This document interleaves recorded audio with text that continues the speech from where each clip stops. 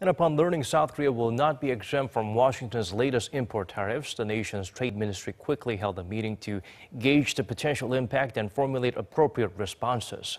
Kim Hyesung shares with us what was discussed. Korea's trade ministry held an emergency meeting Friday morning to discuss countermeasures to the Trump administration's new tariffs.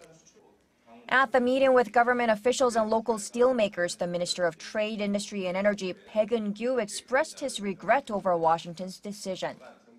He cited concerns about the possible economic damage to Korean steel exporters and said Seoul will continue to try to persuade Washington to exempt Korea or exclude some items from the tariffs. The Korean government will continue its efforts to reach out to Washington, with Trade Representative Kim Hyun-jong meeting with his U.S. counterpart Robert Lighthizer and other Washington officials to explain Korea's stance. The Trade Ministry said it will look into possibly filing a complaint to the WTO with other steel exporting nations and will appeal to other countries at multilateral forums like the upcoming G20 finance ministers meeting to try to prevent a looming trade war. Bilateral consultation is key at this point to appeal to Washington that Seoul, its key allies' steel exports do not pose a security threat to the U.S. and to seek exemption within the next 15 days.